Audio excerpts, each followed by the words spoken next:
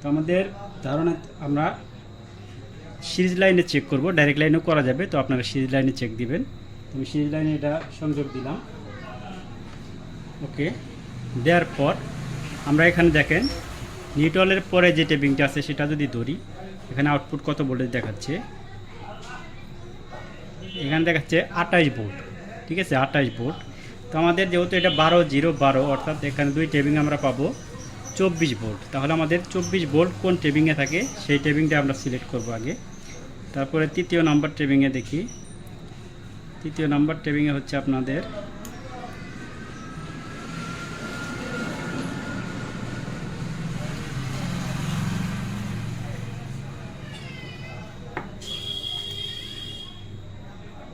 পঁচিশ ভোল্ট, এবং এটা হচ্ছে 27 ভোল্ট, 28 ভোল্ট।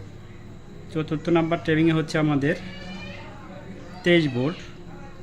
তো চতুর্থ নাম্বার টেবিংটা আমাদের 23 ভোল্ট। তো আমাদের এইটা হচ্ছে 220 ভোল্টের টেবিং, যেটা আমাদের এলাকায় যে লাইন ভোল্টেজটা থাকে 220, হ্যাঁ, 220 ভোল্ট।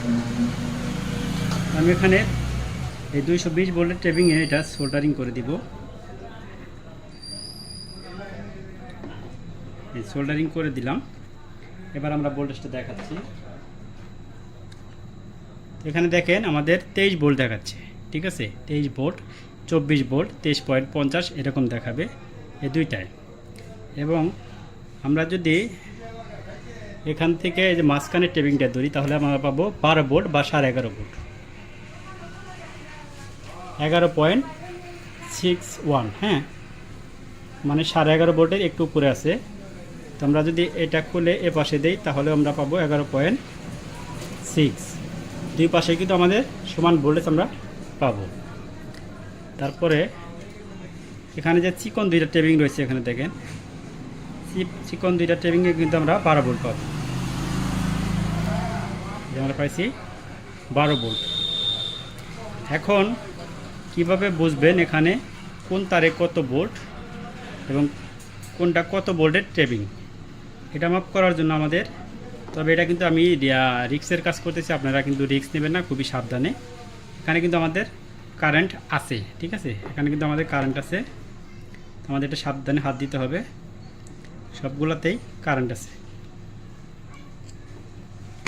ওকে, এই যে সবগুলোতে কারেন্ট আছে। আমরা একটু সাবধানে কাজ করব যারা ইলেকট্রনিক্সে কাজ করি।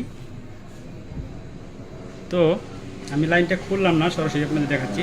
তারপর আমাদের এটা সেফটি আছে, রাবার দেওয়া আছে। তারপর আমরা এটা খুবই সাবধানে কাজ করব। তো নিউট্রালের সাথে দিলাম। দেওয়ার পর আমাদের এসি ভোল্টেজ কত ভোল্ট ইনপুট হয়েছে এখানে দেখেন, 220 ভোল্ট। ঠিক আছে, 220 ভোল্ট, অর্থাৎ আমাদের এটা কিন্তু 220 ভোল্টের ট্রেবিং। এই যেখানে দেখেন এটা হচ্ছে আমাদের 220 ভোল্টের ট্রেবিং।